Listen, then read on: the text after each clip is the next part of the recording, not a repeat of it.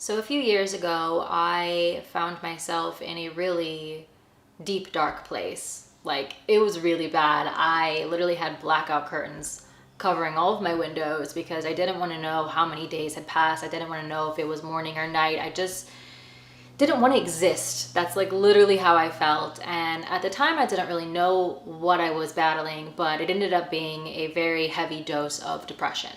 I just felt so sad and lost and confused. And I feel like most people in my situation probably would have turned to God in that moment. I feel like that's a pretty common thing to do when you're feeling that low. But I've never been a religious person, so that just didn't feel right to me. But that situation did make me start thinking about other spiritual philosophies, and Buddhism is the first thing that came to mind because I'd actually taken Japanese in college, and studying Buddhism was one of the tests that we had. And I just remember thinking that that wisdom was just, I just felt like it really aligned with me and my character. So I ordered a book about Buddhism and I read it. And then I read another one and another one and another one and another one. And I think I listened to a few on Audible. And one quote that I think perfectly sums up Buddhism is, to study Buddhism is to study ourselves. To study ourselves is to forget ourselves. And I think what they mean here when they say forgetting ourselves is not, literally forgetting ourselves, but more like just not being so hyper focused on the self and therefore being more immersed in reality and experience and not letting worries and difficulties and stuff like that get the best of you, which I know is easier said than done. This book, Buddhism Plain and Simple, does a really fantastic job of saying what I'm trying to say. I'm not the best with words, but this book is. The Buddha Dharma doesn't ask us to give up control. Instead, it acknowledges that we never had it in the first place. When we can see this, the desire to control naturally begins to wane. The point is not to try to stop exerting control or to condemn the desire to control as bad or wrong. The point is to see things as they are, to acknowledge what's really going on. Through such acknowledgement and recognition, we can cease to suffer. So if you're willing to open your mind a little bit, I am fairly positive that this video will change your life, okay? I really feel that this information that I'm about to drop will change your life. Well, really, it's Buddha's information, but you know what I'm trying to say. And a quick disclaimer, I just want to say that I am not a Buddhist. I do not identify as a Buddhist. I just think the philosophy is insanely wise, and I'm very much into it. I can say without a doubt that studying Buddhism has been one of the most impactful things I have ever done in my entire life. It really helped me through my period of darkness, and I feel like it set me on a better path, and I just think it has the power to do that for so many people. And so I thought today I would love to share with you guys 5 of my favorite lessons that I learned from reading books about Buddhism. But before we get into it, I would just like to take a moment to thank today's sponsor, Simple Habit. So Simple Habit is this absolutely amazing 5-minute meditation app that is designed to help busy people stress less, achieve more, and just live better. Some of the world's most successful people swear by daily meditation, and for a very good reason. It has been shown to decrease your stress, enhance your focus, calm your anxiety, and just in general make you feel more in control of your emotions, which I think we can all agree that is very beneficial, especially in 2018. I personally love Simple Habit because it only takes a few minutes and it makes it so easy to squeeze in your daily dose of meditation. In the past, I have always struggled to make time to meditate, but with Simple Habit, there is literally no excuse. So how does it work? You simply open up the app, and from there you'll find hundreds of guided meditations provided by some of the world's best teachers. The meditations are categorized for symptoms such as anxiety, stress, depression, anger management, or life situations such as wake up, motivation to study, or tough day at work. They also have a special section to help you sleep, which I've started to make great use of. It is so relaxing to fall asleep to such a calm and peaceful experience. So if you guys would be interested in trying out Simple Habit for yourselves, they are offering anyone watching this video a free 7-day trial. All you have to do is check out the link in my video description and give it a click. So what exactly is Buddhism? Is it a religion? Is it philosophy? This is kind of a common debate, but if you were to ask me, I would say it's more of a philosophy that focuses on mental awareness and mental freedom, whereas religion, when I think of religion personally, I think of prayer, worship, belief, which is something that I don't see in the side of Buddhism that I've studied. A Buddha is simply a person who is awake, nothing more, nothing less. Buddhism is not a belief system. It's not about accepting certain tenets or believing a set of claims or principles. In fact, it's quite the opposite. It's about examining the world clearly and carefully, about testing everything and every idea. Buddhism is about seeing. It's about knowing rather than believing or hoping or wishing. It's also about not being afraid to examine anything and everything, including our own personal agendas. The Buddha himself invited people on all occasions to test him. Don't believe me because you see me as your teacher, he said. Don't believe me because others do. And don't believe anything because you've read it in a book either. Don't put your faith in reports or tradition or hearsay or the authority of religious figures or text. Don't rely on mere logic or inference or appearances or speculation. The Buddha repeatedly emphasized the impossibility of ever arriving at truth by giving up your own authority and following the lights of others. Such a path will lead only to an opinion, whether your own or someone else's. The Buddha encouraged people to know for yourselves that certain things are unwholesome and wrong, and when you do, then give them up. And when you know for yourselves that certain things are wholesome and good, then accept them and follow them. The message is always to examine and see for yourself. When you see for yourself what is true, then that's really the only way you can genuinely know anything, then embrace it. Until then, just suspend judgment and criticism. The point of Buddhism is to just see. That is all. But okay, now that we have a little bit better of an understanding about what Buddhism is, let's get into my 5 favorite lessons. Lesson 1. You will experience maximum happiness once you learn how to master mindfulness, or the art of living in the moment. If you make a list of things that tend to make people happy, you will probably notice that all of those things pull people into the present moment. Let's think of some examples here. Sports, music, reading, movies, dancing, video games, interacting with children, interacting with animals. In all of these situations, you're not thinking of the past or worrying about the future because you're practically forced to engage with the current moment. Last week, I tweeted something that I think kind of relates to this topic. I said, you know what I miss most about childhood innocence? Having no concept of time. We all took that shit for granted because it's so easy to find happiness in the moment when you don't know what you have to do next, when there's no such thing as next. Schedules hold us hostage.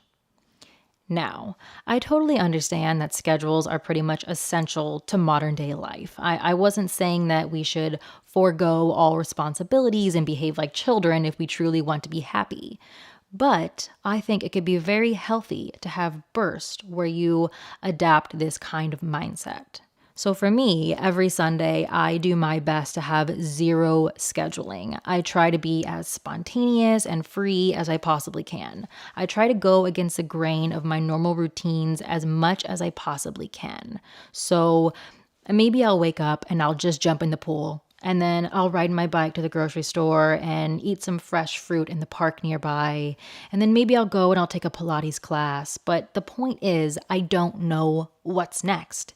And it is fucking therapeutic. I am telling you guys, you have to try it. Or if that's not an option for you, like if you can't live free for an entire day, like you have children or some other major responsibilities, I get that. Maybe just try doing this for 15 minutes. Don't think of the past. Don't think of the future. Just take in that very moment. The sights, the sounds, the smells. Just take in every tiny detail and hyper focus on the moment. And I think you'll find that it can be very intoxicating. I want to read you guys one of my favorite quotes from Thich Nhat Hanh. He says, "In order to love, you must be here. That is certain. Fortunately, being here is not a difficult thing to accomplish. It is enough to just breathe and let go of thinking or planning. Just come back to yourself, concentrate on your breath, and smile. You are here, body and mind together. You are here, alive, completely alive. That is a miracle. Some people live as though they are already dead. There are people moving around us who are consumed by their past, terrified of their future, and stuck in their anger and jealousy. They are not alive. They are just walking corpses. If you look around yourself with mindfulness, you will see people going around like zombies. Have a great deal of compassion for the people around you who are living like this. They do not know that life is accessible only in the here and now." Lesson number 2. Try to look at life with a beginner's mind. The saying goes, if your mind is empty, it is always ready for anything. It is open to everything. In the beginner's mind, there are many possibilities, but in the expert's, there are few. Essentially, the more you think you know, the more closed off you become to challenging your stored knowledge, which is more than likely incorrect, biased, or outdated. But by channeling your younger self, the version of you who didn't understand hardly anything, you tap into a possibility to learn from every single moment. There's this quote. It's literally one of my top 5 favorite quotes of all time, which is saying a lot because I love my quotes. And I think it really pertains to this perfectly. It goes, "The foolish reject what they see, not what they think. The wise reject what they think, not what they see." It's one of those ones that you really have to say to yourself a few times because it's just so freaking deep. But basically, it's saying, try to remember that what you think you know isn't shit. You don't know shit. And if you remember that, you will become much wiser and way more dimensional. Cultivating your beginner's mind will also help your relationships flourish. When we think we have it all figured out, it gets in the way of communication. It basically puts up a blockade that prevents you from truly listening and bonding deeply with another. And I want to read a bit from a book again. It is a different book. It is called Zen Mind, Beginner's Mind, and I think it sums this up perfectly. When you listen to someone, you should give up all of your preconceived ideas and your subjective opinions. You should just listen to him. Just observe what his way is. We put very little emphasis on right and wrong or good and bad. We just see things as they are with him and accept them. This is how we communicate with each other. Usually when you listen to some statement, you hear it as a kind of echo of yourself. You are actually listening to your own opinion. If it agrees with your opinion, you may accept it. But if it does not, you will reject it or you may not even really hear it. Lesson number 3. Treat your emotions and frustrations with the same patience and love that you would give a child. To explain this lesson, I'm going to read a few pieces from one of my favorite books of all time, You Are Here, because Thich Nhat Hanh has such a way with words. Like, he articulates his ideas in the most beautiful ways that I am just not capable of. So I really want to read this bit to you guys. When you are dealing with pain, with a moment of irritation, or with a bout of anger, you can learn to treat them in the same way you would a child. Do not fight against pain. Do not fight against irritation or jealousy. Embrace them with great tenderness, as though you were embracing a little baby. Your anger is yourself, and you should not be violent towards it. The same thing goes for all of your emotions. In the practice of Buddhist meditation, we do not turn ourselves into a battlefield of good versus evil. The good must take care of the evil as a big brother takes care of his little brother, or as a big sister takes care of her little sister, with a great deal of tenderness and a spirit of non-duality. Knowing that, there is a lot of peace in you already. The insight of non-duality will put a stop to the war in you. You have struggled in the past, and perhaps you are still struggling, but is it necessary? No. Struggle is useless. Stop struggling. Now, this is definitely easier said than done, and I know that dealing with emotion can be quite difficult. But what I find, at least for me, is that the older I get, the less emotions tend to cloud my judgment. As children, we're all quite emotional because the left brain, often referred to as the logical brain, isn't fully developed. So emotions feel very primary. But the more repetitive emotions become, the more predictable they become. And the more often they get you into trouble, the more you reflect and know how to navigate them in the future. So over time, your left brain develops. Neuropsychiatrists actually say that it isn't fully developed until your mid 20s, which is pretty crazy, but you will slowly feel way more in control. But I love this advice from Thich Nhat Hanh because there doesn't need to be this sense of duality with our emotions.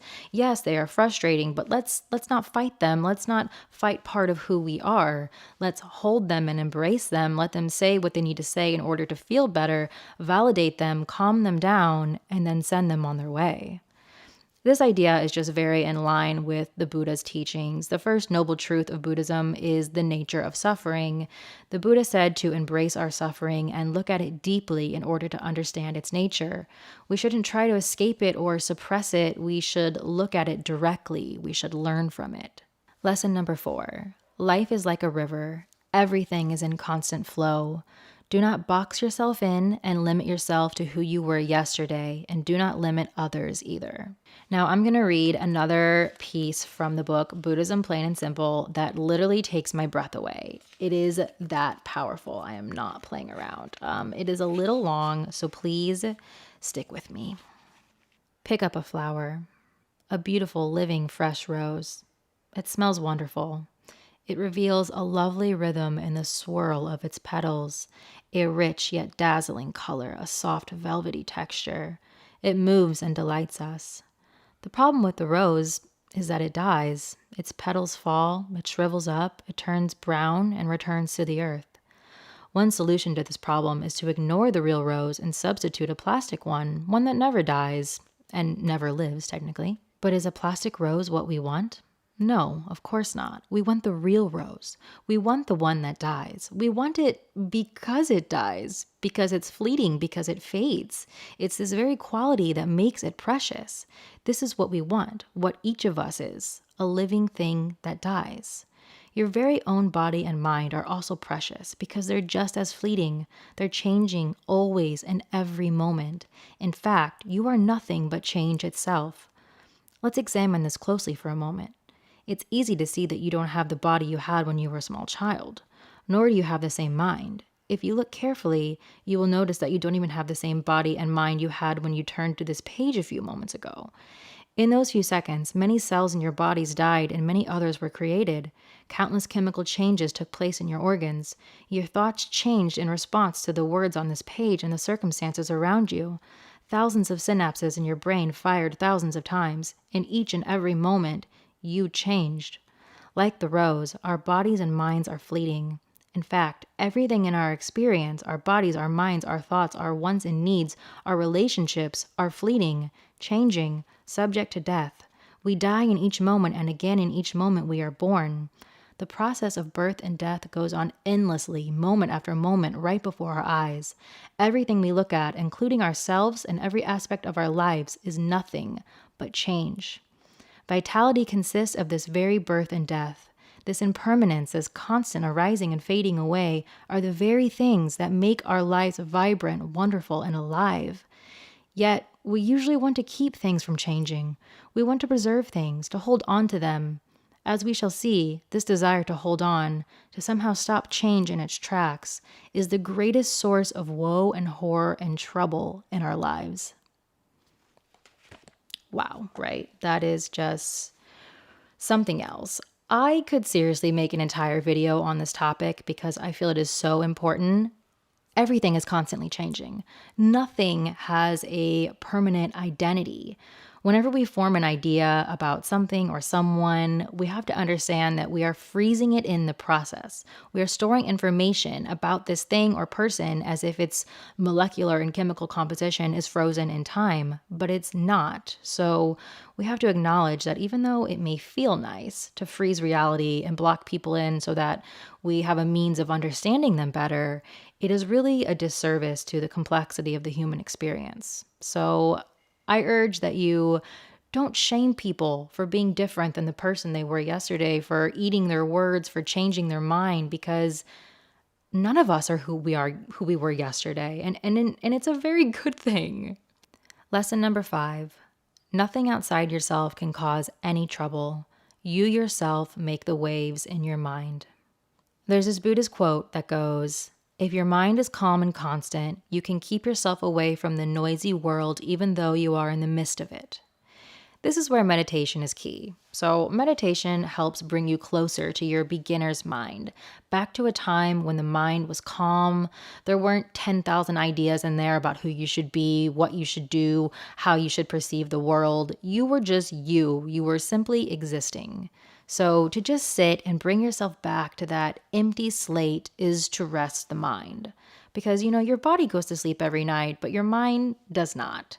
Meditation is how you let the mind sleep, and the more you meditate, the more you learn how to handle your thoughts and emotions, the better you will get at maintaining an optimum level of internal peace. And while I'm still very much trying to master this, I'm nowhere close. I do know that this is true because I have been in the presence of someone who has mastered it. I met a Buddhist monk once, and his energy literally blew me away. Like, I felt calm just from talking to him. His energy transferred to me just from having a conversation with him, and it was absolutely insane. I truly think that daily meditation is the only thing that can get you to such a state. However, if I had to do my best to put the formula for success into words, I think I would say this: whatever will be, will be. If someone is yelling at you, let them yell and do your best not to react until they are finished. If you had a bad day and you find lots of negative thoughts popping in your mind, let them come, then let them go. Be less reactive. Maintain a sort of mental homeostasis of sorts. Don't let anything shake you. Understand the origin of the conflict, let it simmer while you make sense of it, but don't let it come to a boil. This is something that I'm really working on. I wish that I could be less reactive. Think more, speak less. Make sure that when I speak, my words are a perfect reflection of how I truly feel. Make sure that I am approaching the situation with logic, understanding, and love. Well, that's it. Those are my 5 lessons. I hope you guys didn't mind that I decided to just do kind of like an audio, because I started trying to read off my notes and I realized that I really just wasn't doing it justice because my short-term memory is just awful and I couldn't remember anything I wrote down. And I really wanted to get this information to you guys as clearly as I possibly could, because I do think it is so life altering, and I get that not everybody has time to read 6 books about Buddhism. So I really wanted to kind of condense all of my knowledge into this one video, hoping that it could help some of you guys. Yes, so if you're interested in any of the books that I mentioned, I'm gonna go over them really quickly with you guys. So if I could recommend, okay, I have 2. If you have literally no free time in your life and you want a quick, easy read that will definitely change your life, I recommend this one. This is called You Are Here. It's by Thich Nhat Hanh. Amazing. Second one I recommend, which is a lot more comprehensive. It's chock full of information. Okay, like this is heavy. This is called Buddhism Plain and Simple. I quoted this one a few times. It's by Steve Hagen. Amazing. Another one that is very in-depth is Zen Mind, Beginner's Mind by, I'm gonna butcher this even though I've taken Japanese, Shunryu Suzuki. I tried. Anyway, I will put it in the description for you guys, but this is great. Then we have Buddhism Without Beliefs by Stephen Batchelor, A Contemporary Guide to Awakening. And I really can't do a philosophy video without mentioning Osho, okay? Osho has tons of amazing books, but the one that I feel pertains most to this topic is probably The Art of Living and Dying. This book is amazing. But that about does it, guys. I really truly hope you got something out of this video, and if you are battling depression, I really hope this had the same effect for you as it did for me. I really truly encourage you to pick up at least one of these books and read them, because I think it can really help bring some lightness into your life during this dark time. But okay, I'm gonna go. I will see you guys really soon. Thank you so much for watching. Bye.